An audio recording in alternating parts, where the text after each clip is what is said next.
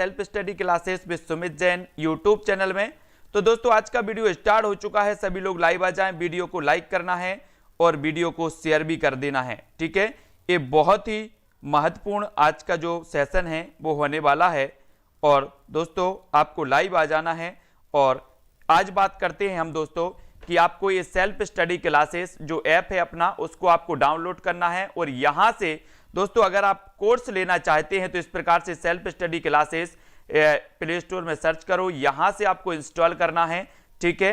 फिर दोस्तों यहाँ पर आप क्या करोगे कि इस प्रकार से आपका इंटरफेस खुलेगा। जब आप ऐप में अपना नाम रजिस्ट्रेशन कर लेंगे तो यहाँ पर दोस्तों आपको बहुत सारा कोर्स देखेगा, बहुत सारे वीडियो देखने वाले हैं, ठीक है। अब आपको यहाँ पर स्टोर पर क्लिक करना है, तो स्टोर पर जैसे ही आप क्लिक करेंगे आपको इस प्रकार का इंटरफेस दिखेगा और आप कोर्स लेना चाहते हैं तो इस कोर्स पर आपको क्लिक करना है, इस पर, ठीक है। तो इस पर जब आप क्लिक करोगे दोस्तों तो इस प्रकार से इंटरफेस आपका व्हाट्सएप शेयर और यहाँ पर आपके जो पैसे हैं वो दिखेंगे और साथ ही यहाँ पर कूपन आपको दिखेगा। तो कूपन को यहाँ पर व्यू ऑल कर देना तो आपका जो डिस्काउंट है वो आपको मिल जाएगा और अप्लाई कर देना यहाँ पर कूपन को, ठीक है। तो अप्लाई जरूर कर देना और दोस्तों इस प्रकार से फिर आप अपनी पेमेंट को कर सकते हैं यहाँ से। तो आप कोर्स खरीद सकते हैं, जिन भी साथियों को लेना है जल्द ही वहां पर लाइव क्लासें और बैच चालू होने वाला है। इस प्रकार से हिंदी साहित्य का इतिहास, हिंदी साहित्य के इतिहास के नोट्स, हिंदी साहित्य ट्रिक्स वीडियो, ये सारी चीजें वहां पर मिलने वाली हैं, ठीक है। तो स्टार्ट करते हैं आज का सेशन। सभी लोग तैयार हैं पढ़ने के लिए। तो आज का अपना पहला प्रश्न है कि आत्महत्या के विरुद्ध कविता संकलन के कवि कौन है, ये आपको बताना है। प्रश्न क्रमांक 23 में सभी लोग बताएंगे और ऐप पर दोस्तों आपका काम चल रहा है जहां पर आपको रिकॉर्डेड पूरा कोर्स मिलेगा शाम को 5:30 बजे, जहां पर आपकी लाइव क्लास में मिलती है, आपके डाउट्स क्लियर किए जाते हैं, है ना। तो यहां पर आपको जल्दी से प्रश्न का उत्तर बताना है। जितने भी सभी साथी हैं सभी लोग क्या कर दें, सबसे पहले लाइक कर दें, लाइक जरूर किया करें, सबसे पहले आते साथ वीडियो को लाइक करें। और 23 का आंसर आपको आत्महत्या के विरुद्ध कविता संकलन के जो कवि हैं वो कौन माने जाते हैं, सर्वेश्वर दयाल सक्सेना, धर्मवीर भारती, रघुवीर सहाय या मुक्तिबोध। अब एक चीज बताना दोस्तों, आपको बताना है कि आत्महत्या के विरुद्ध रघुवीर सहाय की रचना है और रघुवीर बोलते हम राम को, तो राम आत्महत्या के विरुद्ध में होंगे कि समर्थन में होंगे। बोले सर राम या रघुवीर तो आत्महत्या के काय में होंगे, विरुद्ध होंगे, समर्थन में नहीं होंगे। तो आत्महत्या की जो विरुद्ध रचना है ये रघुवीर की होगी, रघुवीर सहाय, है ना। रघुवीर बोले सहाय नहीं करते। आपको यहां से देखो आत्महत्या के विरुद्ध कविता संकलन के कवि रघुवीर सहाय हैं। अज्ञे द्वारा संपादित दूसरा तार सप्तक के प्रमुख कवि हैं दोस्तों कौन, रघुवीर सहाय जी, ठीक है। रघुवीर सहाय की जो प्रमुख रचना है उनको इस प्रकार से पढ़ना है। कविता संग्रह है सीढ़ियों पर धूप में। बोले सीढ़ियों पर धूप में क्यों खड़े हो, अरे बोले मेरा कुछ नहीं होगा, मेरे तो रघुवीर सहाय करते हैं। सीढ़ियों पर धूप में क्यों खड़े हो, तो बोले मेरा कुछ नहीं होता, मेरे रघुवीर सहाय करते हैं। तो रघुवीर सहाय की रचना होती है हंसो हंसो जल्दी हंसो, हंसो हंसो जल्दी हंसो, है ना। लोग भूल गए हैं किसको, रघुवीर को, लोग भूल गए हैं रघुवीर को। कहते हैं कि दुख में सुमरन सब करे, सुख में करे ना कोई, और सुख में सुमरन सब करे तो दुख काहे को होए। बोले सर लोग भूल गए हैं रघुवीर को, तो रघुवीर सहाय कुछ पत्ते कुछ चिट्ठियां, कुछ पत्ते कुछ चिट्ठियां एक समय था, ये जो रचनाएं हैं ये रघुवीर सहाय की कविता संग्रह माने जाते हैं। इनको याद रख लेना, कभी भी याद रखोगे कि सीढ़ियों पर धूप में क्यों खड़े हो, बोले मेरा कुछ नहीं होता, मेरे तो रघुवीर सहाय करते हैं, है ना। तो बोले हंसो हंसो जल्दी हंसो, लोग भूल गए हैं रघुवीर सहाय, है ना। कहानी संग्रह रास्ता इधर से है, जो आदमी हम बना रहे हैं, जो आदमी हम बना रहे हैं रास्ता इधर से है। ये कहानी संग्रह है रघुवीर सहाय के, रघुवीर सहाय के कहानी संग्रह हैं, इनको याद रखना। फिर दोस्तों आपको निबंध संग्रह, निबंध संग्रह दिल्ली मेरा प्रदेश, दिल्ली मेरा प्रदेश इनके निबंध संग्रह हैं। लिखने का कारण, लिखने का कारण भी इनका निबंध है। उबे हुए सुखी बे और नहीं होंगे जो मारे जाएंगे, लहरें और तरंग, लहरें और तरंग भी इनकी रचना है। अर्थात यथार्थ का अर्थ और भंवर इनके निबंध संग्रह माने जाते हैं। इनको हमें बहुत अच्छे से पढ़ने की जरूरत है। निबंध हो, कहानी हो, नाटक हो, बहुत अच्छे से आपको पढ़ना है। और आपको बरनम वन, शेक्सपियर के नाटक, मैकबेथ का अनुवाद, 3 हंगरी नाटक इत्यादि ये सभी माने जाते हैं, ठीक है। तो साथियों अब अपनी यहां से जो होती है वो क्या होती है, चालू होती है कहानी कई की हिंदी साहित्य के इतिहास की। अब आप लोग सभी तैयार हैं? तो आज का दूसरा आपका प्रश्न है, कुआनो नदी कविता संग्रह की रचनाकार कौन है? कुआनो नदी कवि संग्रह की रचनाकार कौन है? तो आपका अधिकांश लोगों ने 24 का आंसर डी बता दिया, कुछ लोग सी बता रहे हैं। तो सी वाले सुन लो, कुआनो नदी, कुआं और नदी का सर्वे करवाना है। बोले सर कुआं और नदी का सर्वे करवाओ। क्या करवाओ? सर्वे करवाओ। कुआं कितने हैं और नदी कितने हैं? आपने देखा होगा कि गायों के बैलों का सर्वे हुआ, उनके कान में भी आधार कार्ड लग गया है ना। तो कुआं और नदी का क्या करना है? सर्वे करना है, सर्वे। तो कुआनो नदी कविता संग्रह की रचनाकार भारत भूषण अग्रवाल होंगे कि सर्वेश्वर दयाल सक्सेना होंगे? बोले सर सर्वे करना है तो सर्वेश्वर दयाल सक्सेना, यानी डी नंबर आपका बिल्कुल सही हो जाएगा। कुआनो नदी कविता संग्रह कवि सर्वेश्वर दयाल सक्सेना की है और इनकी अन्य प्रमुख रचनाएं हैं काठ की घंटियां, बांस का पुल, एक सूनी नाव, गर्म हवाएं और जंगल का दर्द। जंगल का दर्द है ना, यहां पर आपको पता है दोस्तों। बोले सर हम काठ की घंटियों का सर्वे करने गए थे, काठ की घंटियों का सर्वे करने गए थे, जहां पर मैं बांस के पुल से होकर के गुजरा और सूनी नाव पड़ी थी, गर्म हवाएं चल रही थी, जिससे मुझे एहसास हुआ कि ये जो गर्म हवाएं चल रही हैं ये जंगल का दर्द है, ये जंगल का दर्द है। कैसे याद किया कि हम काठ की घंटियों की सर्वे करने गए थे, यानी कि सर्वेश्वर दयाल, और जहां से हम बांस के पुल पे से गुजरे है ना, और यहां पर नाव सूनी पड़ी थी, एक नाव सूनी पड़ी थी और गर्म हवाएं चल रही थी, जिससे हमें पता चला कि ये गर्म हवाएं जंगल का दर्द हैं, जंगल का दर्द हैं। तो ये आपको याद रख लेना है, पूरी रचना है। काठ की घंटियां आपसे पूछा जाएगा किसकी रचना है, आप बता दो कि मैंने काठ की घंटियों का सर्वे कराया था, यानी कि सर्वेश्वर दयाल सक्सेना। और जब सर्वे कराया था तो मैं बांस के पुल पे से गया था सर्वे करने, तो बांस का पुल सर्वेश्वर दयाल सक्सेना। एक सूनी नाव भी मुझे वहां पर मिली थी, लेकिन मैं सूनी नाव में नहीं गया, मैं तो पुल पे से गया था। तो सर्वेश्वर दयाल सक्सेना और गर्म हवाएं चल रही थी और मैं जंगल का दर्द समझ गया, तो ये सर्वे गया था, तो जंगल का दर्द भी इनकी रचना है। ऐसे याद भी करेंगे। सन 1983 में सर्वेश्वर दयाल सक्सेना को कविता संग्रह खूंटियों पर टंगे लोग। अब दोस्तों एक चीज बताना, जब खूंटियों पर टंगे लोग, एक दो तो नहीं टंगे, कैसे होंगे?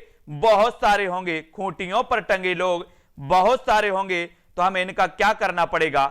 सर्वे करना पड़ेगा, लिखना पड़ेगा सर्वे कि खूंटियों पर कितने लोग टंगे हैं। तो खूंटियों पर टंगे लोग एक कविता संग्रह भी किसका होगा? सर्वेश्वर दयाल सक्सेना का। और दोस्तों इसे 1983 में साहित्य अकादमी पुरस्कार भी मिल गया। किसे? खूंटियों पर टंगे लोग के लिए। उड़े हुए रंग इनका उपन्यास है, उड़े हुए रंग इनका क्या है? उपन्यास है। सोया हुआ जल और पागल कुत्तों का मसीहा नाम से इन्होंने 2 लघु उपन्यास भी लिखे हैं। सोया हुआ जल और पागल कुत्तों का मसीहा, ये भी इनका है। और दोस्तों अंधेरे पर अंधेरा, अंधेरे पर अंधेरा, यहां पर कैसे याद रखोगे?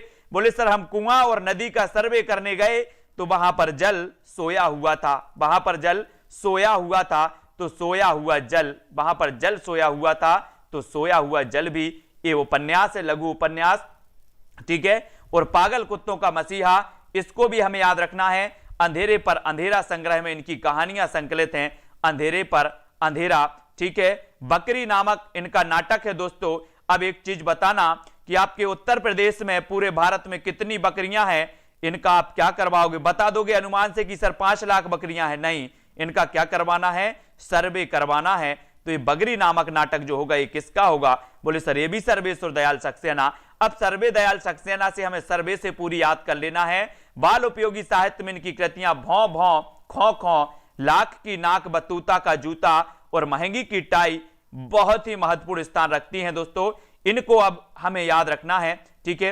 ये सारी चीजें पूछी जाती हैं। कुआनो नदी काव्य संग्रह की रचनाकार, कुआनो और नदी। अब आपसे कभी भी पूछा जाएगा, आप बता दोगे कि सर कुआं और नदी का हमने सर्वे किया था जहां पर सोया हुआ जल था, तो सोया हुआ जल भी इनका लघु उपन्यास है, सोया हुआ जल भी इनका लघु उपन्यास है। कुआनो नदी इनका काव्य संग्रह माना जाता है। फिर अगले क्वेश्चन की ओर बढ़ते हैं। अगला क्वेश्चन है नकैनवाद किस काव्य धारा के लिए प्रयुक्त हुआ था? बहुत ही बढ़िया प्रश्न है दोस्तों। नकैनवाद बताना है, ये किसका है शिव कुमार जी? छायावादी काव्य है, प्रगतिवादी काव्य है, प्रयोगवादी काव्य है, इनमें से कोई नहीं। नकेनवाद किस काव्यधारा के कवि हैं?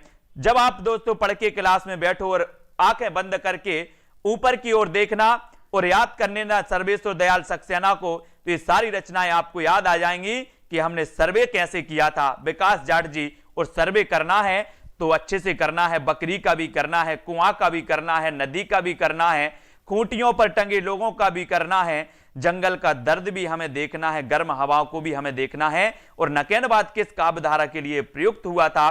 तो वो हुआ था दोस्तों, यहां पर आपका राइट आंसर क्या होगा?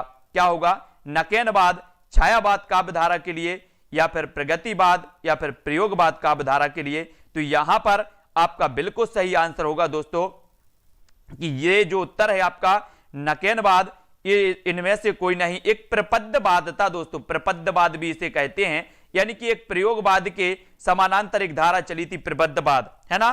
तो प्रयोगवाद के भीतर ही प्रबद्धवाद या नकेनवाद भी पनपा, लेकिन वह प्रयोगवाद की एक छोटी शाखा मात्र बनकर रह गया। नकेनवाद बिहार में प्रचलित हुआ। नकेन नलिन बिलोचन शर्मा, केसरी कुमार और नरेश मेहता के नामों के प्रथम अक्षर से बना था। नकेनवादी तीनों कवियों ने प्रयोग 10 सूत्री में प्रयोग और प्रयोगशीलता में अंतर स्पष्ट किया। ये प्रयोग को ही काव्य का एकमात्र लक्ष्य मानते हैं। तो यहां पर हम नकेनवाद किस काव्यधारा के लिए प्रयुक्त हुआ था? तो वो काव्यधारा दोस्तों हम बात करते हैं प्रपद्यवाद। अगर यहां पर होगा प्रपद्यवाद तो वो सही हो जाएगा, प्रपद्यवाद सही हो जाएगा। फिलहाल यहां पर जो काव्यधारा थी वो अपन डी ही लगाएंगे, इनमें से कोई नहीं, ठीक है, क्योंकि ये प्रयोगवाद के समानांतर थी, प्रयोगवाद की एक धारा थी, है ना। तो इसके लिए हम डी ही लगाएंगे, प्रपद्यवाद जिसे कहते हैं, नकेनवाद या प्रपद्यवाद, है ना, नकेनवाद, ठीक है। तो डी नंबर यहां पर आपका बिल्कुल सही हो जाएगा, डी नंबर। अगला क्वेश्चन देखो, नकेनवाद नामक साहित्यिक आंदोलन के अग्रणी माने जाते हैं तो कौन माने जाते हैं? 27 का उत्तर बताना है। और इस क्वेश्चन को और मैं अच्छे से आपको बता दूंगा, है ना। इस क्वेश्चन को थोड़ा सा मुझे भी इसमें डाउट लग रहा है, ठीक है। नकेनवाद नामक साहित्यिक आंदोलन के अग्रणी है तो कौन है? 27 का आपको चयन करना है। जगदीश गुप्त, नरेश मेहता और अज्ञेय, जगदीश गुप्त, नरेश मेहता और अज्ञेय, नलिन बिलोचन शर्मा, केसरी कुमार और नरेश मेहता। नकेनवाद नामक साहित्यिक आंदोलन के अग्रणी कौन थे? ये आपको याद करना है। तो कौन थे? नकेनवाद के, नकेनवाद, और नकेन तो एक कोड ही है, नकेन एक कोड ही दिया है आपको, ना से नलिन बिलोचन, का से केसरी कुमार और ना से नरेश मेहता। ये नकेनवाद इसलिए रखा गया था इनका कि नलिन बिलोचन शर्मा, केसरी कुमार और नरेश मेहता। ये बी नंबर आपका सही हो जाएगा, नकेन, ठीक है। नकेन ही कोड है, ना इनका ले लिया, के इनका ले लिया और ना इनका ले लिया, बोले नकेन बन गया, नकेन, है ना। तो ये नकेनवाद था। इनमें से कौन सा कवि नकेनवाद से जुड़ता है? तो नकेनवाद से कौन सा जुड़ता है? केसरी कुमार, केदारनाथ से, नरेश मेहता या फिर केदारनाथ अग्रवाल। तो आपने अभी पढ़ा है 28 का, नकेनवाद से संबंधित कौन थे? कौन सा कवि नकेनवाद से संबंधित था? मंजू यादव जी, यश रत्ती और संजू बालाजी। उत्तर आपका 28 का बताना। अभी हमने पढ़ा है ना से नलिन बिलोचन शर्मा, का से केसरी कुमार, ना से नरेश मेहता। और उत्तर आप लोग क्या बता रहे हैं? जुड़ा बताना है 28 में। 28 का आंसर अब देखो गलत नहीं करना। अब देखते हैं कौन सही बताता। मैं सारे कमेंट आज देख रहा हूं, कौन सा कवि नकेनवाद से जुड़ा था?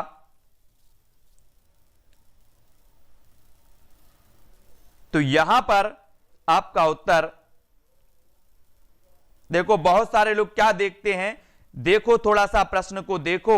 यहां पर फर्स्ट विकल्प में आपका केसरी कुमार भी दिया है, इसमें नरेश मेहता भी दिया है, यानी कि ये दो विकल्प तो आपके सही हैं। फिर आप सी लगाए जा रहे हो, क्यों लगाए जा रहे हो भैया? थोड़ा सा बता देते हमें। बोले सर ये केदारनाथ तो नहीं है, ये भी नहीं है, लेकिन एक केसरी कुमार भी हैं, नरेश मेहता भी हैं, दोनों हैं, ठीक है। अब दोनों हैं तो आप सी क्यों लगा रहे? बोलो ना सर कि दोनों हैं, दोनों हैं, ठीक है। ए और सी, वेरी गुड, ए और सी, ए सी, है ना। अब ए सी में बैठो थोड़ा सा। कौन प्रपद्यवाद से संबंधित नहीं है? प्रपद्यवाद या नकेनवाद, ये एक ही शाखाएं मानी जाती है, मतलब एक ही नाम है। अब आपको बताना है 29, इनमें से कौन प्रपद्यवाद से संबंधित नहीं है? नलिन बिलोचन शर्मा, प्रयाग नारायण त्रिपाठी, नरेश मेहता या फिर केसरी कुमार। तो हमने पढ़ा था ना से नलिन बिलोचन शर्मा, का से केसरी कुमार और ना से नरेश मेहता।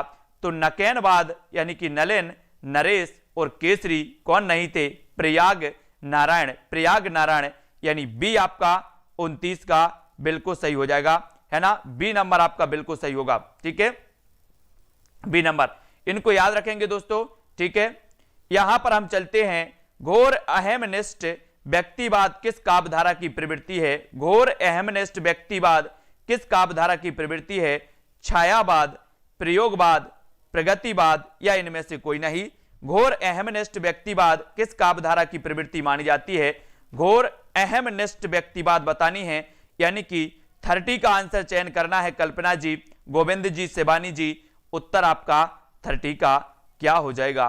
30 नंबर कौन सही बता रहा है? बोले सर कर रहा है अर्चना सिंह जी, नाम सो सभी के कर रहे हैं।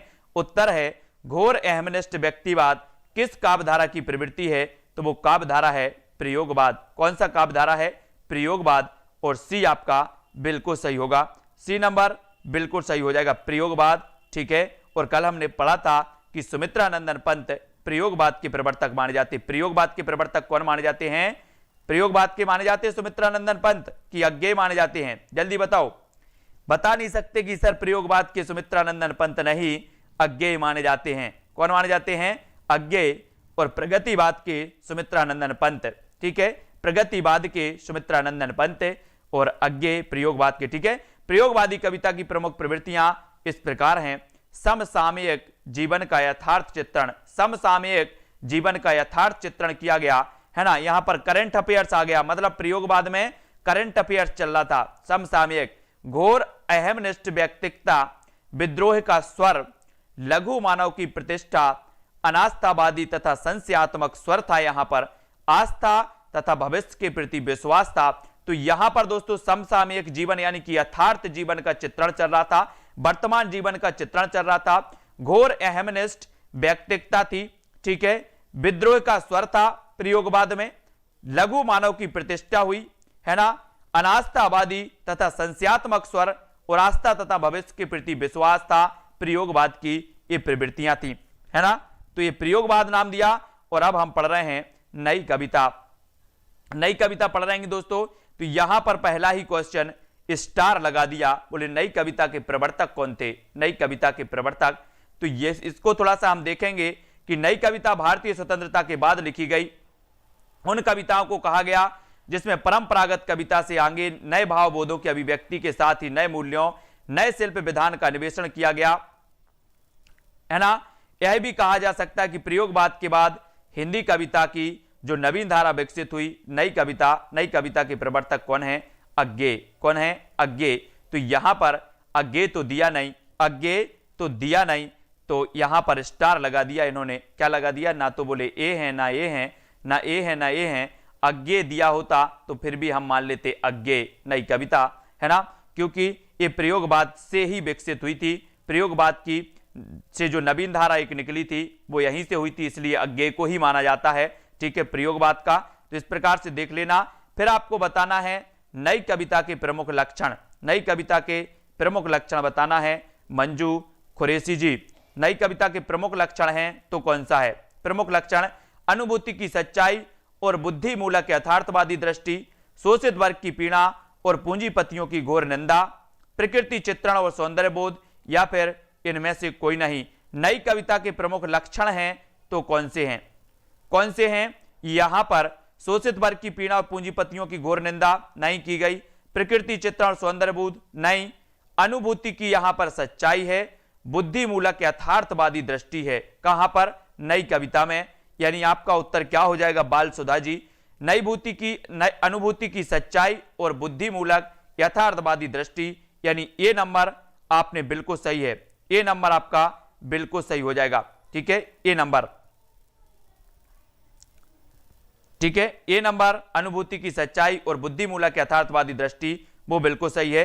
एक नई कविता पत्रिका निकली थी वो अलग है, नई कविता जो पत्रिका है वो पत्रिका अलग है, उसको अलग कर लेना, है ना। नई कविता के दो तत्व प्रमुख हैं, अनुभूति की सच्चाई और बुद्धिमूलक यथार्थवादी दृष्टि। वह अनुभूति क्षण ही हो, एक समुचे काल की, किसी सामान्य व्यक्ति की हो या फिर विशिष्ट पुरुष की, आशा की हो या निराशा की। ये दोस्तों यहां पर यथार्थवादी दृष्टि जो है यहां पर नई कविता के लिए प्रयोग हुआ है कि यहां पर बुद्धिवाद का तो बोलबाला था, यथार्थवादी दृष्टि भी रही है कवियों के अंदर। नई कविता पत्रिका का प्रकाशन आरंभ हुआ था तो कब हुआ था? ये नई पत्रिका जो प्रकाशित हुई थी ये आपको बतानी है, ये कब हुई थी? ओपी शर्मा जी। प्रश्न क्रमांक 3 में नई कविता पत्रिका का प्रकाशन आरंभ कब हुआ था? 1953, 1954, 1955 या फिर 1956? ये नई कविता पत्रिका थी जगदीश गुप्त साहब की, है ना। और यहां पर आपका बिल्कुल सही आंसर क्या हो जाएगा? यहां पर बिल्कुल सही होगा दोस्तों 1954। 1954 यानी बी नंबर आपका बिल्कुल सही हो जाएगा, ठीक है। ये आपको याद रख लेना है कि 1954 में नई कविता पत्रिका का प्रकाशन इलाहाबाद से हुआ था। 1947 में जब गे ने प्रतीक का प्रकाशन आरंभ किया तब मुक्तिबोध की प्रसिद्ध कविता मुझे पुकारती हुई जो पुकार प्रकाशित हुई थी। तो 1954 में ये नई पत्रिका प्रकाशित हुई थी, यानी बी नंबर आपका बिल्कुल सही हो जाएगा, बी नंबर, ठीक है। कहां से हुई थी? इलाहाबाद से हुई थी, ठीक है। नई कविता शब्द का सर्वप्रथम प्रयोग किया था अज्ञे जी ने, है ना। तो ये भी आपको याद रखना, नई कविता पत्रिका का प्रकाशन हुआ था 1954 में, इसको याद रखेंगे, ठीक है। अब आगे बढ़ते हैं यहां पर दोस्तों, यहां पर अपना आता है नई कविता की प्रमुख प्रवृत्ति मानी जाती है तो कौन सी मानी जाती है? प्रश्न क्रमांक 5 में सभी लोग बताएंगे।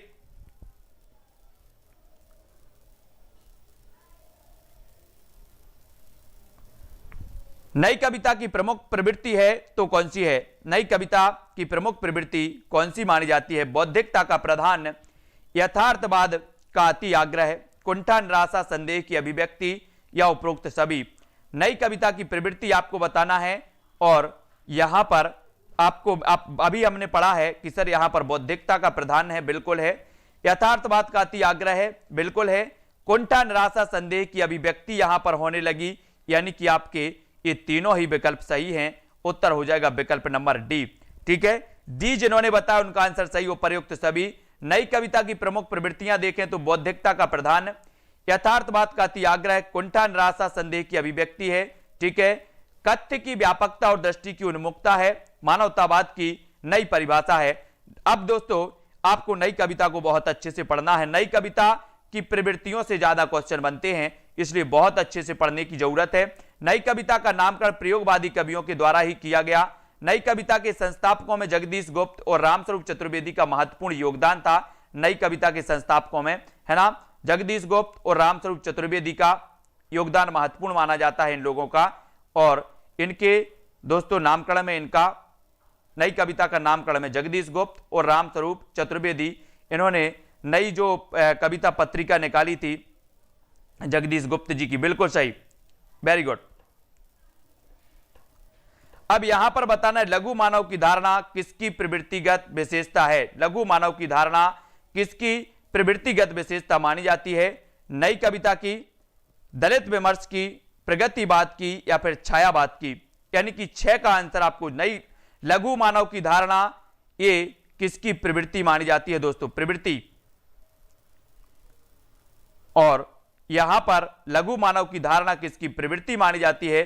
तो ये प्रवृत्ति मानी जाती है नई कविता की। नई कविता यानी कि ए नंबर आपका बिल्कुल सही हो जाएगा, ए नंबर, ठीक है, ए नंबर। लघु मानव का अर्थ है कि वह सामान्य मनुष्य जो अपनी सारी संवेदना, भूख प्यास और मानसिक आंच को लिए दिए उपेक्षित था। इस प्रकार से लघु मानव आपको याद रख लेना है कि लघु मानव की धारणा किसकी प्रवृत्तिगत विशेषता मानी जाती है? तो ये मानी जाती है नई कविता की, नई कविता, ठीक है, ये नई कविता है। नई कविता परंपरा का तिरस्कार है और नई कविता, नई कहानी परंपरा का विस्तार है। ये कथन किसका है? बहुत ही बढ़िया कथन है। यहां पर कहा गया कि नई कविता परंपरा का तिरस्कार है और नई कहानी परंपरा का विस्तार है। ये कथन किसका है? शैलेश मटियानी का, राजेंद्र यादव, महीप सिंह या फिर नामवर सिंह का? यानी कि प्रश्न क्रमांक 7 में हमें नई कविता परंपरा का तिरस्कार है और नई कहानी परंपरा का विस्तार है, ये किसने कहा? ये बताना है, ठीक है। हाँ, जगदीश गुप्ते, जस कौर जी, वेरी गुड। यहां पर नई कहानी परंपरा का विस्तार है, ये राजेंद्र यादव, यानी बी नंबर आपका बिल्कुल सही हो जाएगा, बी नंबर, ठीक है, राजेंद्र यादव आपका सही हो जाएगा। नई कविता परंपरा का तिरस्कार है और नई कहानी परंपरा का विस्तार है, ये राजेंद्र यादव का है, राजेंद्र यादव, राजेंद्र यादव, यानी बी आपका राजेंद्र यादव बिल्कुल सही हो जाएगा, ठीक है। राजेंद्र यादव ने एक कथन कहा था, इसको याद रखेंगे, है ना। और यहां बढ़ते हैं हम, अब हमारा हिंदी गद्य साहित्य यहां से प्रारंभ होता है, हिंदी गद्य साहित्य आपका यहां से प्रारंभ होता है। ये नई कविता के दोस्तों आपको क्या करना है कि नई कविता की विशेषताएं, नई कविता की प्रवृत्तियां, है ना, यहां से क्वेश्चन जरूर बनते हैं। नई कविता के कवि कौन कौन से हैं, यहां से जरूर बनते हैं, ठीक है। तो इनको आपको अच्छे से देख लेना है।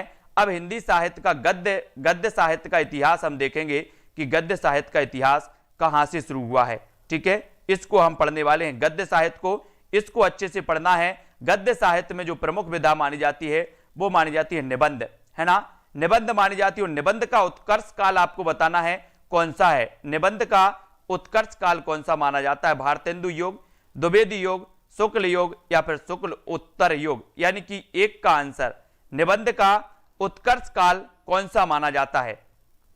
एक क्वेश्चन पूछा गया है एग्जाम में और उत्कर्ष काल की यहां पर बात हो रही है, उत्कर्ष काल कौन सा माना जाता है निबंध का। सभी लोग चयन करेंगे और यहां पर आपका बिल्कुल सही उत्तर हो जाएगा क्या, सी नंबर, शुक्ल योग। शुक्ल योग निबंध का उत्कर्ष काल माना जाता है दोस्तों, शुक्ल योग यानी कि सी नंबर, ठीक है। शुक्ल योग सी नंबर आपका बिल्कुल सही होगा। आचार्य शुक्ल के मार्गदर्शन से द्विवेदी युग के पश्चात का निबंध लेखक परिचय, विवरण अथवा भावोद्रेक के मोह को छोड़कर अनुशीलन और आलोचना के साथ वस्तु के मूल तत्व की शोध में प्रवृत्त हुआ और वस्तु की अपनी सामर्थ्य सीमा के साथ बौद्धिक व्याख्या और विवेचन करने लगा। इस नए काल के निबंध लेखक अधिकांशतः आलोचनात्मक निबंध लिखने में प्रवृत्त हुए, अर्थात वे पहले आलोचक हैं, बाद में निबंध लेखक। इसी कारण शुक्ल युग के निबंध प्रौढ़, शक्ति संपन्न, विकास की दृष्टि से युग यानी कि शुक्ल युग उत्कर्ष काल है। विषय, शैली, स्वरूप तथा भाव और भाषा के विचार से इस युग में हिंदी निबंध का सर्वांगीण विकास हुआ, सर्वांगीण विकास हुआ शुक्ल युग में। तो विकास की दृष्टि से शुक्ल युग जो है दोस्तों हिंदी निबंध का प्रौढ़, शक्ति संपन्न, है ना, युग है, उत्कर्ष युग है ना। तो आपको शुक्ल युग यहां पर लगाना है, यहां पर भारतेंदु युग नहीं लगाना। शुक्ल युग उत्कर्ष काल कहा जाता है, उत्कर्ष काल है ये निबंध की दृष्टि से, निबंध के लिए स्वर्ण काल माना जाएगा, है ना, शुक्ल युग। शुक्ल युग इसमें लगाएंगे, सी नंबर आपका बिल्कुल सही होगा, सी नंबर, ठीक है। कविता क्या है, निबंध के लेखक कौन है, कविता क्या है, निबंध के लेखक रामचंद्र शुक्ल हैं, हजारी प्रसाद द्विवेदी, अध्यापक पूर्ण से हैं या फिर कुबेरनाथ राय। कविता क्या है, कविता क्या है ये आपको बताना है। और जब कोई आलोचना करता है ना, किसी भी चीज की समीक्षा करता है, तब उसके अंदर एक विचार आता है। क्या विचार आता है, पूछता है कविता क्या है, क्या है, कविता क्या है। और जब उसके अंदर ये विचार आता है तो वो कविता के बारे में सोचता है। और ऐसे श्रेष्ठ आलोचनाकार हैं कौन, रामचंद्र शुक्ल जी। रामचंद्र शुक्ल जी इन्होंने लिखा कविता क्या है, यानी कि ए नंबर। और फिर इन्होंने विचार किया, आलोचना की, समीक्षा की, ठीक है। तो ये आपका बिल्कुल सही हो जाएगा, सरोज जी, वर्मा जी। आचार्य रामचंद्र शुक्ल का निबंध संग्रह चिंतामणि है। इसके 3 भाग हैं। चिंतामणि के प्रमुख भाव या मनोविकार, उत्साह, श्रद्धा और भक्ति, करुणा, लज्जा और गिलानी, घृणा, भय, क्रोध। कविता है ना, कविता क्या है, काव्य में लोक मंगल की साधना अवस्था। रामचंद्र शुक्ल द्वारा रचित अन्य निबंध धर्म भूमि, रसात्मक बोध के विविध रूप, तुलसी का भक्ति मार्ग, है ना, काव्य में अभिव्यंजनावाद, मित्रता और अध्ययन आदि ये माने जाते हैं। अब यहां से आपसे पूछा जाएगा कि दोस्तों मनोविकार संबंधी निबंध किसने लिखे, मनोविकार संबंधी निबंध किसने लिखे। तो आपको बताना है रामचंद्र शुक्ल। कविता क्या है, निबंध किसका है, तो बताना है रामचंद्र शुक्ल, ठीक है। अब उत्साह निबंध किसका है, तो रामचंद्र शुक्ल। करुणा किसका है, लज्जा किसका है, गिलानी किसकी है, तो रामचंद्र शुक्ल, है ना। तो ये मनोविकार संबंधी निबंध लिखने वाले जो आचार्य हैं वो रामचंद्र शुक्ल। चिंतामणि भाग 1, भाग 2, 3, ये 3 भागों में प्रकाशित हुआ था चिंतामणि। ऐसा भी क्वेश्चन आता है कि चिंतामणि कितने भागों में प्रकाशित हुआ था, तो भाग 3, इसके भाग 3 है चिंतामणि के, ये भी आपको याद रख लेना, भाग 1, भाग 2 और भाग 3। ठीक है, 3 भाग हैं। कविता क्या है, निबंध के लेखक, तो आपको पता चल गया कि रामचंद्र शुक्ल हैं। मनोविचार संबंधी, मनोविकार संबंधी इन्होंने निबंध लिखे थे शुक्ल जी ने। फिर आगे बढ़ जाते हैं, यहां पर आगे अपना क्वेश्चन आता है कि रामचंद्र शुक्ल के निबंध संग्रह चिंतामणि के अब तक कितने भाग प्रकाशित हुए हैं। तो यहां पर क्वेश्चन आपसे पूछा जाता है और आप कंफ्यूजन है, तो यहां पर 4 का आंसर बताना है। सुनील शर्मा जी, आचार्य रामचंद्र शुक्ल के निबंध संग्रह चिंतामणि, अच्छा इसके 4 भाग हैं। ठीक है सुनील शर्मा जी, आचार्य रामचंद्र शुक्ल के निबंध संग्रह चिंतामणि के अब तक कितने भाग प्रकाशित हुए हैं, कितने हुए हैं, प्रश्न क्रमांक 4 में।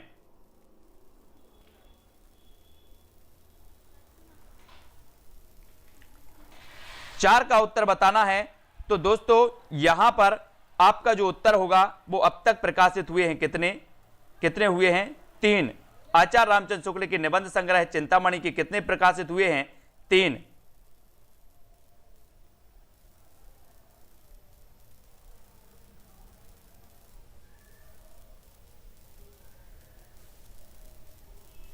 यहां पर उत्तर 3 लिया गया है। आचार्य रामचंद्र शुक्ल के अनुसार चिंतामणि के अब तक कितने भाग प्रकाशित हुए हैं, वैसे इसका एक भाग और प्रकाशित हुआ है, चौथा भाग है ना। तो इसका उत्तर आपका 4 भाग होनी चाहिए साथियों, 4 भाग, यानी डी नंबर। ठीक है, डी नंबर होना चाहिए, यहां पर 3 नहीं होगा, डी होगा। 4 भाग प्रकाशित हुए चिंतामणि के अब तक के। ठीक है, तो ये डी आप कर लेना, डी नंबर। ठीक है, डी आप लगा लो, चिंतामणि का 4 भाग। आचार्य रामचंद्र शुक्ल के निबंध संग्रह का नाम क्या है ये बताना है, 4 भाग लगा लो बालसुधा जानकी जी। ठीक है, आचार्य रामचंद्र शुक्ल के निबंध संग्रह का नाम क्या है, चिंतामणि, झरना, आंसू या फिर कामायनी। हाँ 4 ही हैं, 4। आचार्य रामचंद्र शुक्ल के निबंध संग्रह का नाम बताना है अब हमें, तो यहां पर आपका बिल्कुल 4 लगाओ सभी लोग, 4 भाग, चिंतामणि 4 भाग। ठीक है, चा से चिंता, चा से 4 और चिंताता चिता चिता, इसलिए आचार्य रामचंद्र शुक्ल के निबंध संग्रह का नाम है, क्या नाम है, चिंतामणि। चिंतामणि ये तो सभी को पता है, चिंतामणि आचार्य शुक्ल का है। ठीक है, चिंतामणि। अगला देखो, चिंतामणि किस निबंध का महत्वपूर्ण निबंध संग्रह है, यह बताना है प्रश्न क्रमांक 6 में। चिंतामणि किस निबंधकार का महत्वपूर्ण निबंध संग्रह है, ये किसका है, ये क्वेश्चन भी पूछा गया रामचंद्र शुक्ल जी का। धर्म की रसात्मक अनुभूति का नाम भक्ति है, उपर्युक्त कथन आचार्य रामचंद्र शुक्ल के किस निबंध का अंश है। बहुत बढ़िया प्रश्न है। धर्म की रसात्मक अनुभूति का नाम भक्ति है, धर्म की रसात्मक अनुभूति का नाम भक्ति है, उपर्युक्त कथन आचार्य रामचंद्र शुक्ल के किस निबंध का अंश है। बहुत ही बढ़िया प्रश्न, थोड़ा सा कठिन प्रश्न है, और हाँ ठीक है बिल्कुल सही है। इसका चौथा भाग 2002 में प्रकाशित हुआ था, चौथा भाग 2002 में। तो अब तक 4 भाग प्रकाशित हुए हैं चिंतामणि के, इसको आप याद रख लेना।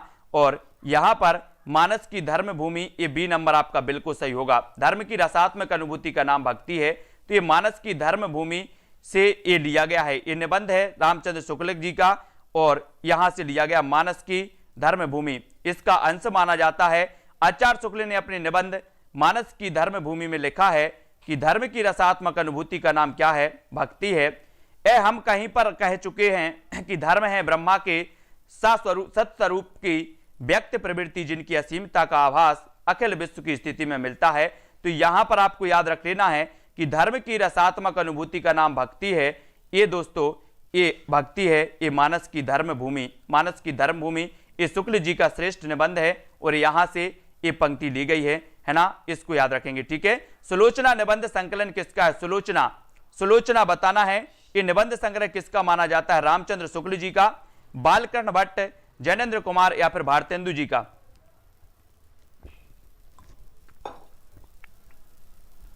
प्रश्न क्रमांक 8 का चयन करना है, सभी लोग चयन करेंगे। प्रदीप जी, अमेठी, शिव कुमार जी। सुलोचना निबंध संकलन है तो किसका है, सुलोचना।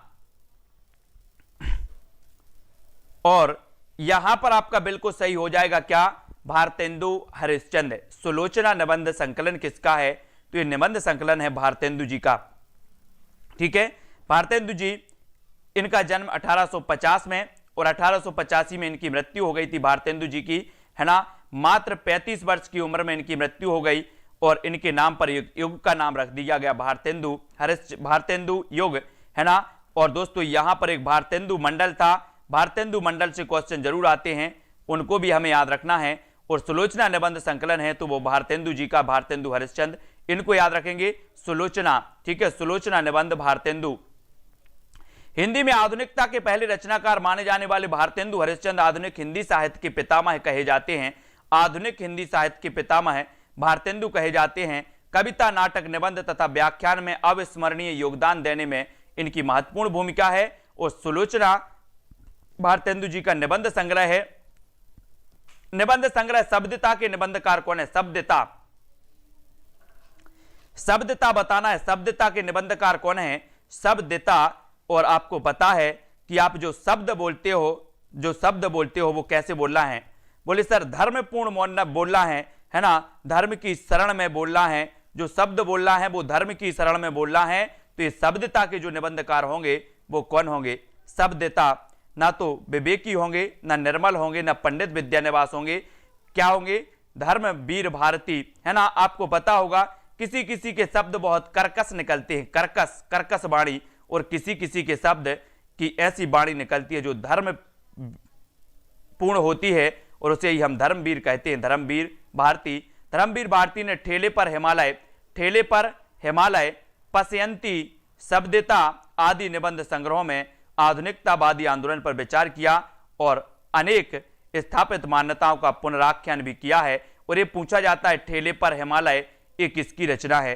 ठेले पर हिमालय, है ना, ये किसका निबंध है? ऐसे अगर आपसे पूछा जाए तो आप बता देना कि ठेले पर हिमालय नहीं दोस्तों, हाथ पर ही हिमालय उठा लाए थे। अपने धर्म निभाने के लिए हाथ पर ही पर्वत को उठा लाए थे, है ना, माने कि हिमालय को। ऐसे तो हाथ पे ही उठा लाए थे? बोले सर ठेले पर नहीं, हाथ पर ही उठा लाए थे अपने धर्म को निभाने के लिए। तो ये ठेले पर हिमालय याद रख लेना, कई बार पूछा गया है। अशोक के फूल निबंध के रचयिता कौन है? अशोक के फूल यानी कि 10 नंबर आपको बता देना, महादेवी वर्मा, हजारी प्रसाद द्विवेदी, रामधारी सिंह दिनकर या फिर नागार्जुन। अशोक के फूल एक कई बार पूछा गया, यानी कि 10 का आंसर। और आपको पता है दोस्तों कि जब अशोक में फूल फूलेंगे तो एक फूल फूलेगा कि 1000? जल्दी से बताओ, जब अशोक फूलेगा, अशोक में जब फूल आएंगे तो एक फूल आएगा इस प्रकार से कि 1000 फूल आएंगे? बोले सर एक फूल नहीं आएगा, अशोक में 1000 फूल आएंगे। कितने आएंगे? 1000 फूल। तो ये अशोक के फूल रचना किसकी होगी? हजारी प्रसाद द्विवेदी। अशोक के फूल कई बार आई है, पूछ लेना इसको।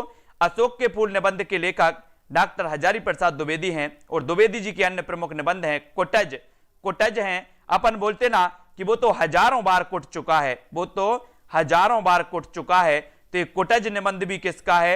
हजारी प्रसाद द्विवेदी का। और आप दिन भर में हजारों विचार प्रवाह करते हो, आप दिन भर में हजारों विचार प्रवाह करते हैं, है ना। और आपको पता है कि आप नाखून हजारों बार काट चुके हो, लेकिन क्यों बढ़ते हैं? नाखून हजारों बार काट चुके हो तो क्यों बढ़ते हैं? तो नाखून क्यों बढ़ते हैं? और देवदास एक फिल्म आई थी, आप लोगों ने हजारों बार देखी होगी। देवदास फिल्म आई थी? बोले सर देवदास एक फिल्म आई थी, हमने हजारों बार देखी। देवदास फिल्म हमने हजारों बार देखी। तो देवदास भी इन्हीं का निबंध है। बसंत आ गया, बोले फिर बसंत आ गया, बसंत आ गया और ये हजारों बार आएगा, हजारों साल से आ रहा है और हजारों साल भी आएगा। कौन? बसंत। ये भी याद रख लेना।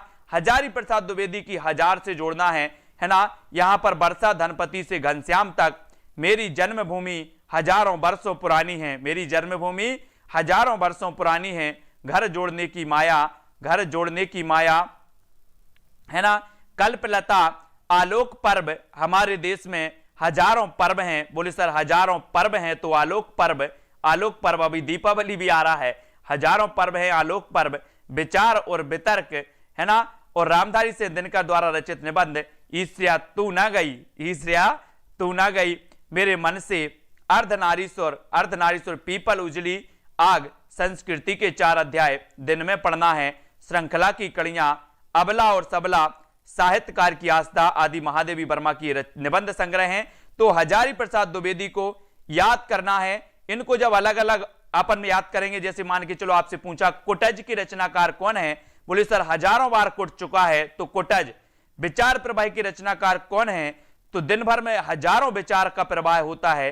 तो हजारी प्रसाद द्विवेदी, नाखून क्यों बढ़ते हैं, इसके रचनाकार कौन है? तो आपको बताना है कि नाखून क्यों बढ़ते हैं। बोले सर नाखून हजारों बार काटे लेकिन फिर भी बढ़ते हैं, क्यों बढ़ते हैं? और देवदास, अगर आपसे पूछा जाए कि देवदास की रचनाकार कौन है, बोले सर एक फिल्म आई थी देवदास, उसको हमने हजारों बार देखा है, देवदास हजारों बार देखा है। जब एक दो बार आप ऐसे पढ़ोगे तो ये चीजें आपको माइंड कर जाएंगी और याद हो जाएंगी, है ना। इनको अपन का पढ़ना सीखो इनको, है ना। अशोक के फूल तो आपको याद हो गया होगा कि अशोक में एक फूल नहीं फूलेगा, हजार फूलेंगे, हजार। तो हजारी प्रसाद द्विवेदी, ठीक है। आलोक पर्व निबंध के रचनाकार कौन है? आलोक पर्व निबंधकार, ऐसे आएगा आलोक पर्व तो आपसे पूछा जाएगा कि इसके निबंधकार कौन है, तो ये बोले सर ये जो पर्व हैं हमारे भारत में हजारों पर्व आते हैं, कभी दिवाली तो कभी होली, हजारों आते हैं पर्व।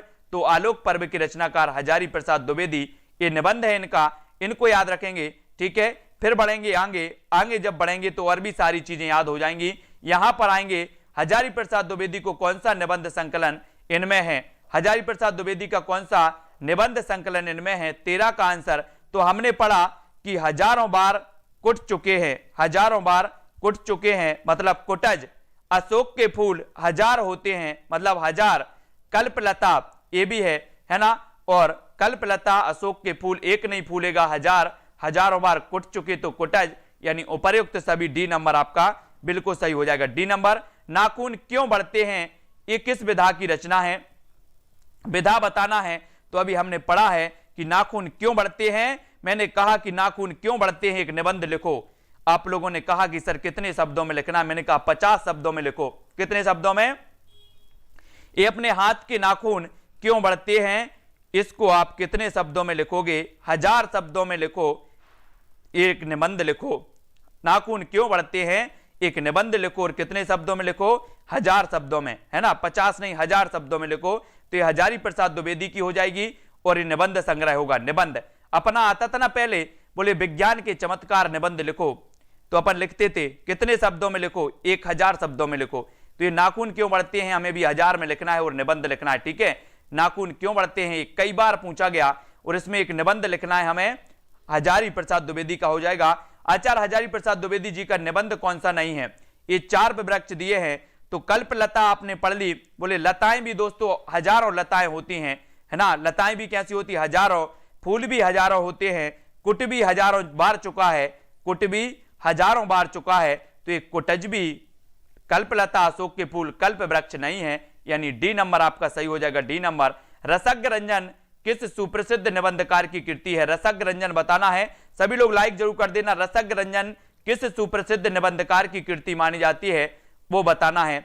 रसज्ञ रंजन, और आपको पता है बोले सर महावीर प्रसाद द्विवेदी ने हिंदी साहित्य के आदिकाल को बीज वपन काल कहा था, है ना। और अगर रसज्ञ है किसी में तो वो किसमें है? किसमें है? महावीर में, क्योंकि महावीर प्रसाद द्विवेदी ने बहुत रस लिया दोस्तों। क्या लिया? बोले सर बहुत रस लिया। ये सरस्वती पत्रिका के संपादक बन गए 1903 में, 1903 में बन गए, 1920 तक ये रहे। बहुत रस लिया, निराला की जूही की कली को प्रकाशित नहीं किया, है ना। और ऐसे बहुत सारे इन्होंने रस लिए हैं। तो रसज्ञ रंजन थे कौन? महावीर प्रसाद द्विवेदी। इस प्रकार से रसज्ञ रंजन द्विवेदी जी को मान लो। और रसज्ञ रंजन आचार्य महावीर प्रसाद द्विवेदी जी का निबंध है और इनकी अन्य निबंध है कालिदास और उनकी कविता, कालिदास और उनकी कविता, सुकवि संकीर्तन, अतीत स्मृति, संपत्ति शास्त्र, कौटिल्य कुठार, कालिदास की निरंकुशता, बनिता बिलाप, साहित्य संदर्भ, अद्भुत आलाप, चरितचर्या, प्राचीन चिन्ह, पुराव्रत, है ना, दृश्य दर्शन, पुरातत्व प्रसंग, ये आचार्य महावीर प्रसाद द्विवेदी जी के निबंध हैं। इनको हमें अच्छे से याद करना है। संपत्ति शास्त्र, बोले महावीर की पूजा करेंगे तो संपत्ति मिलेगी, है ना, बिल्कुल मिलेगी संपत्ति। तो संपत्ति शास्त्र भी इनकी हो जाएगी। कौटिल्य मतलब चाणक्य, है ना, ये भी याद रख लेना। चाणक्य कौटिल्य था, कौटिल्य कुठार भी इनकी है। कालिदास की निरंकुशता, इनको भी हमें याद रखना है, ठीक है। और यहां पर चलते हैं, जिन भी साथियों ने ऐप डाउनलोड नहीं किया वो ऐप डाउनलोड कर लेना, जहां पर आपको टिर्की बे में पूरा कोर्स आपको मिलेगा दोस्तों, है ना। जहां पर आपको विस्तृत भी कोर्स मिलेगा, विस्तृत भी आपको पढ़ने मिलेगा, ट्रिक की वीडियो भी मिलेंगे, नोट्स भी आपको मिलेंगे, ठीक है। ये सारी चीजें मिलने वाली हैं। तो जिन भी साथियों को कोर्स खरीदना है वो कोर्स खरीद सकते हैं।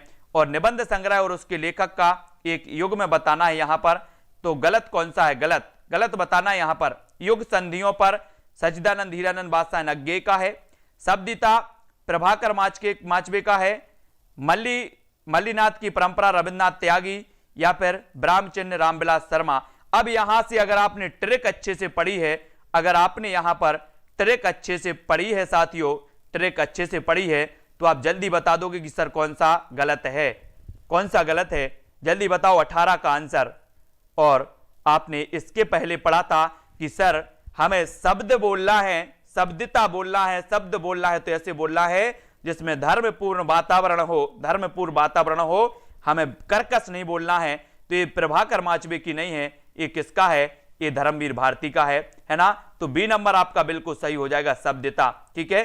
तो ये सारी चीजें आपको याद आएंगी, चिंता नहीं करो। एक संधियों पर सच्चिदानंद हीरानंद बादशाह नग्गे की, मल्लीनाथ की परंपरा रविन्द्रनाथ त्यागी की तथा ब्रह्मचिन्ह रामविलास शर्मा की द्वारा लिखित निबंध संग्रह माने जाते हैं दोस्तों।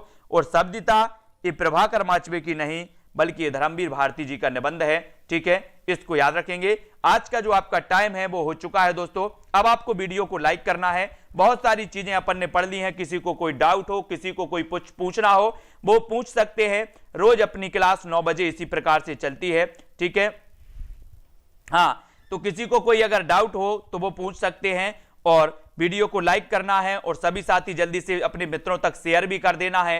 इसी प्रकार से 9 बजे अपन रोज पढ़ेंगे, रोज अध्ययन करेंगे, तो हिंदी साहित्य आपको बहुत सारा रट जाएगा। बहुत सारी चीजें ऐसी होंगी जो रट जाएंगी। रवि कुमार जी प्रजापति, रवि सर अपने क्या है, रवि सर जो है वो टेस्ट करवाते हैं टेलीग्राम से, तो टेलीग्राम ग्रुप में सभी लोग जुड़ जाएंगे टेलीग्राम में, जहां पर आपका टेस्ट भी होता है। रवि सर आपका व्याकरण का भी टेस्ट करवाते हैं और आपका हिंदी साहित्य का भी टेस्ट करवाते हैं। तो सभी लोग जो नंबर चल रहा है उस पर मैसेज करेंगे और वहां पर आपको टेलीग्राम ग्रुप की लिंक मिल जाएगी, व्हाट्सएप ग्रुप की लिंक मिल जाएगी। तो आप व्हाट्सएप ग्रुप से जुड़ जाएं, टेलीग्राम से जुड़ जाएं, जहां पर आपको टेस्ट भी होगा, है ना, ट्रिक भी मिलेगी। और दोस्तों आप कोर्स भी खरीद सकते हैं। आपको क्या करना है, self study classes, self study classes आपको सर्च करना है प्ले स्टोर पर, सेल्फ स्टडी क्लासेस, है ना। तो आपको क्या मिल जाएगा, ऐप मिल जाएगा, वहां पर ऐप डाउनलोड कर लेना। वहां पर हिंदी साहित्य का कोर्स उपलब्ध है दोस्तों, जहां पर आपको क्या क्या चीजें मिलेंगी, जहां पर आपको विस्तृत अध्ययन के वीडियो मिलेंगे, जहां पर आपको ट्रिकी वीडियो मिलेंगे, जहां पर आपको नोट्स भी मिलेंगे, विस्तृत नोट्स मिलेंगे, प्लस आपको ट्रिकी वीडियो के नोट्स भी मिलेंगे। ये सारी चीजें आपको मिल रही हैं। प्लस एक 5:30 बजे लाइव क्लास आपको मिलेगी, जहां पर आपका डाउट क्लियर किए जाएंगे, है ना, आपका डाउट सेशन होगा। और वहां पर बहुत ही अच्छी पुस्तकों से अध्ययन भी होगा। भाग्यश्री, निधि सिंह जी, ठीक है, और देवधर जी, सीमा जी, धर्मेंद्र जी, विद्या जी। दोस्तों 20 तारीख से पहले आप कोर्स ले लें।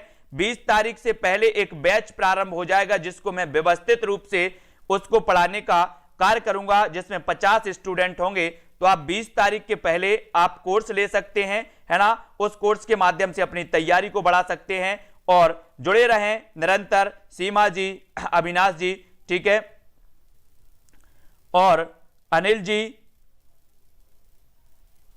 ठीक है, पूनम जी, सुनील कुमार जी, दारसू, माही जी, और ठीक है, दीक्षा जी, रवि जी, माही, बालसुधा जी, और दारसू, सुमन, पूनम, नर्मदा जी, नीलिमा, अंजू जी, सभी को धन्यवाद। अर्चना यादव, जगभान से, प्रियंका, हुड्डा जी, माही, गार्डन जी, खुरेसी जी, ठीक है, और माही जी, ठीक है, बालसुधा जी, श्याम पंडित, गोविंद जी, दीक्षा यादव जी, सभी को धन्यवाद। दोस्तों सभी लोग वीडियो को लाइक जरूर करना, है ना। और आपकी लिंक आपकी वीडियो व्हाट्सएप ग्रुप में डाल देता हूं मैं, लिंक के माध्यम से भी आपको वीडियो मिल जाते हैं। बिमलेश, मालिका, दीक्षा, प्रदीप जी, है ना, राजेंद्र जी, कोडिरा, कुरैशी, दुर्गा जी, पूनम जी, अविनाश जी, ठीक है। अब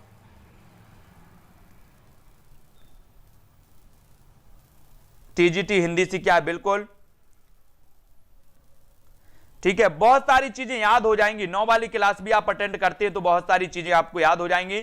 और जब आप विस्तृत पढ़ेंगे और फिर आपके टॉपिक वाइज ट्रिकी वीडियो मिलेंगे, जैसे हम आदिकाल की बात करें तो आपको पंक्तियों की ट्रिकी वीडियो मिलेंगे, नामकरण का आपको वीडियो मिलेंगे ट्रिकी, है ना, बहुत सारे ट्रिकी वीडियो होंगे, कवियों के होंगे ट्रिकी वीडियो, जो टॉपिक वाइज आपको ट्रिकी वीडियो भी मिलेंगे, साथ ही विस्तृत अध्ययन भी मिलेगा। ठीक है, तो जो भी साथी लेना चाहता है 20 तारीख के पहले अपना एक बैच में अपनी एक सीट बिल्कुल बुक करा दें कि सर हम भी आपके साथ पढ़ना चाहते हैं, हम भी मेहनत कर रहे हैं और आप भी मेहनत करो। दुर्गा, सुनीता जी, प्रताप जी, अंजू जी, कुसुम जी, अवनीश और पुष्पा जी, ठीक है, सभी को याद हो जाएगा, बहुत सारी चीजें याद हो जाएंगी। आपको खुद पता नहीं होगा कि मुझे हिंदी साहित्य कितना याद हो गया है। माही, दुर्गा, जस कौर जी, सीमा, माही जी, दोस्तों जहां हिंदी साहित्य से लोग डरते थे और दूर भागते थे, बोले सर रचनाएं याद नहीं होती, अरे रचनाएं तो याद हो जाएंगी, निबंध भी हो जाए, सब कुछ याद हो जाएगा। ठीक है, पढ़ के तो देखो। 9 बजे क्लास लगती है, रवि जी 9 बजे, अंजू जी, ठीक है, राम, माही जी, Suman ji, very good, Nancy रानी, ब्लॉगर किंग, बिमलेश जी, खुशी, पूनम जी, सानी, रीना जी, ठीक है, तो सभी लोगों को दोस्तों बिल्कुल धन्यवाद और सभी लोग इसी प्रकार से पढ़ते रहें, है ना। दीपमाला, दीनानाथ जी, वेरी गुड, ठीक है, तो सभी लोग ऐप डाउनलोड कर लें। ऐप आपको डाउनलोड करना है, ठीक है, और ऐप पर सुबह क्लास नहीं चलती, धर्मेंद्र कुमार जी, दारसू,